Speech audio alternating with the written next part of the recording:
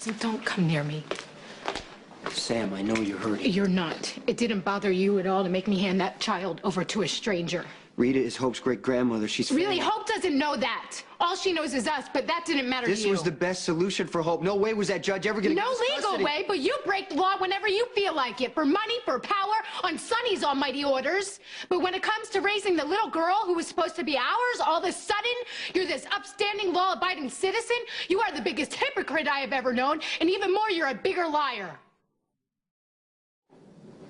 Will you just sit with me? No. You can't make this better, Jason. You made me give away the child I love to a stranger.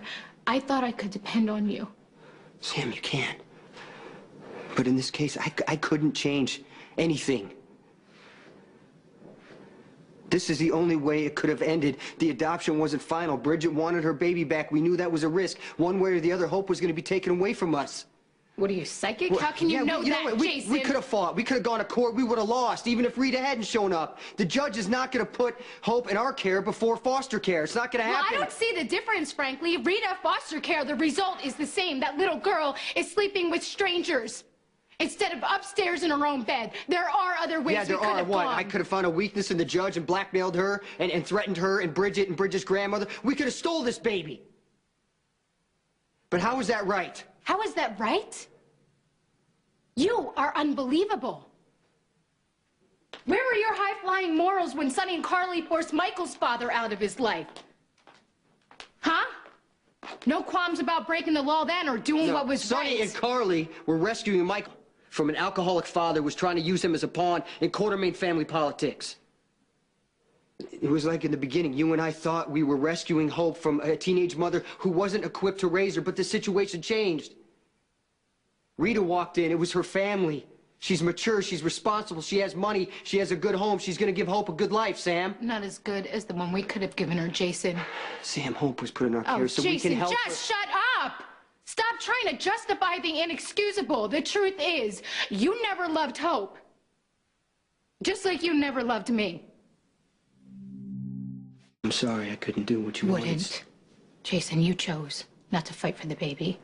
You let Hope go, and with her went everything you and I planned for the future. It doesn't have to be that way. You made me trust that I had finally found a home. You had made me think that I could be happy, and then you snatched it away. There is nothing left. We're left. There's us. As long as we love each other, we can get through anything. See, that's the funny part, Jason. I don't love you.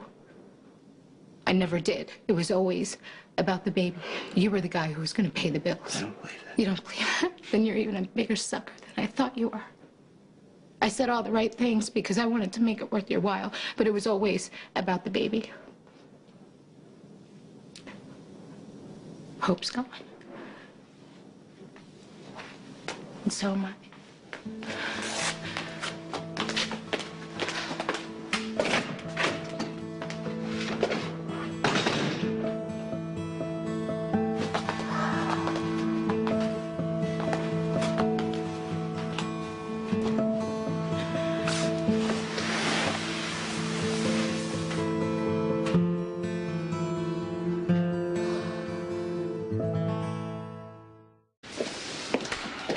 Well, Hal, the conquering angel. You must be pleased with yourself. Look, I'm really sorry. No, don't be sorry, please. Be proud, because you got exactly what you wanted. The family Jason and I wanted is completely destroyed, and here is the amazing part. The part where you look so good, your hands are clean. Courtney, you smell like a rose. Courtney the do-gooder, the saint. She was only trying to help, right? Because that's what she does. She helps all the world's wretched creatures. It was just an unfortunate twist of fate that resulted in me losing, yes, another baby. Okay, look, Sam, I know. I know. You were just trying to help yourself to Jason. Well, just congratulations, okay? It worked. He's all yours. Sam.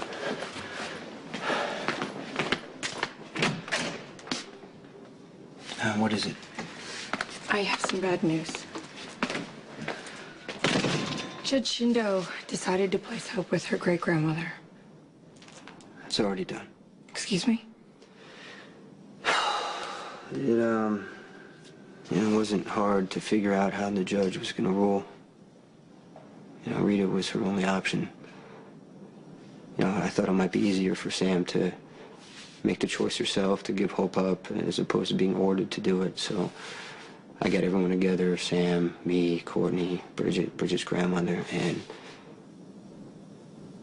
we discussed what would be best for Hope and decided that was Rita. I think you made the right decision. I'm just surprised that Miss McCall agreed to it. I didn't give her much choice.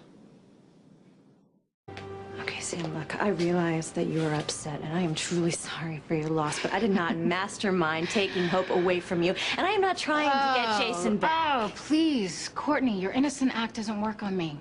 Okay, you made this whole spectacle about moving on with Jax, and then you realized you spoke too soon. No, It's all right. actually, I'm happy with Jax. Really? Well, I know better because I see the look on your face whenever you're around Jason. You're still in love with him. And you probably panicked when you realized he had fallen in love with me and decided drastic measures were called for. Well, I'm telling you, really, it worked. So pat yourself on the back. Hell, open up a bottle of champagne. Hope is gone, and so is my relationship with Jason.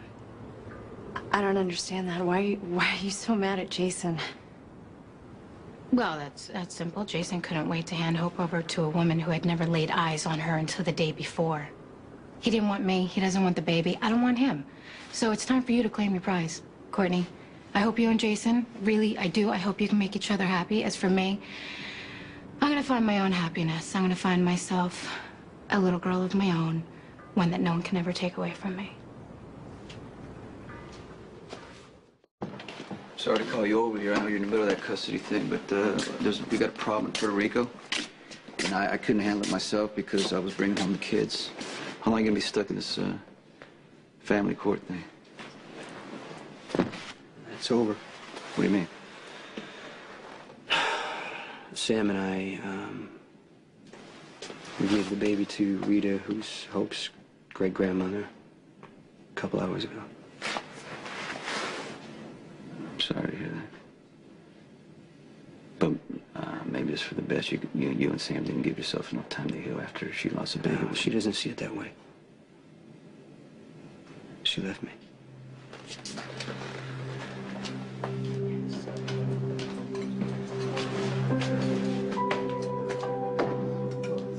I love you. I want to marry you. Because I want you in my life.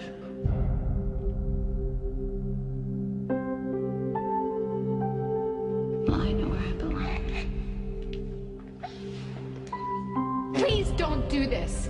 You said you loved Hope enough to fight for her, and that's what we have to do. We have to find a way to keep her. That's it. Roger. I don't love you. I never did. It was always about the baby. You were the guy who was going to pay the bills. I don't believe that. Then you're even a bigger sucker than I thought you were. Do you want ice cream or chocolate cake? She was only with me for the baby. Now that Hope's gone, she's got no reason to stay with me. Well, you know what Sam's doing, right? She's lashing out. She wants you to hurt the way she does. So she's saying the most hurtful things to you, so that way, it cause you the most pain. I'll deal with my end. It's Sam that I'm worried about. A person can only lose so much, and then they break. You know that. Right. Sam is at that point. She lost her baby, then Hope came into her life. She bonded with Hope, and now she's gone. The way Sam sees it, it's because of me. Why should she ever trust me? Why should she ever trust anyone or anything again? Jason, I know you feel responsible for Sam. Sonny, it was more than that. Is it? Well, now's the time to be sure. What are you talking about? I'm talking about, look, the door you thought just closed opened up again, okay? It's obvious to me the way Courtney got involved that she still loves you, so maybe you need to ask yourself. I'm just saying maybe. Do you want another chance with Courtney? Or do you still love Sam? Take a sip, sweetie. Go ahead. Go ahead. You can have some. That's a good girl. Okay, you drink it and let me get the phone, okay? There you go. Hello? Hi, Rick.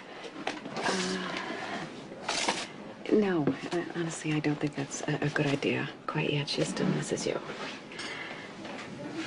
I know. Listen, by the way, where did you find Angel Bear? That's strange. No, because she had it with her when I went to pick her up at Sonny's, and he swore that he didn't buy her a new one. Hey. Hi. Look at those rosy cheeks.